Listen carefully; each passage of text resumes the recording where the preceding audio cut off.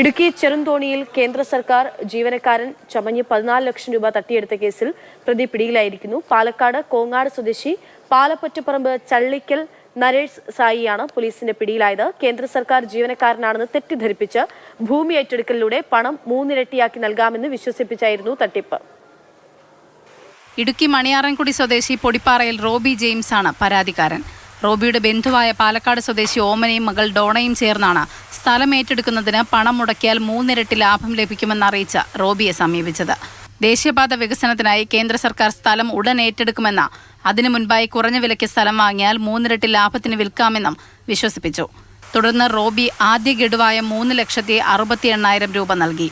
തുടർന്ന് 14 ലക്ഷം രൂപ നൽകിയാൽ 49 ലക്ഷം രൂപയായി തിരികെ കിട്ടുമെന്നറിയിച്ച സെൻട്രൽ ഗവൺമെന്റ് ഉദ്യോഗസ്ഥനെന്ന് പരിചയപ്പെടുത്തിയ നരേഷ് സായി റോയിയെ സമീപിച്ചു.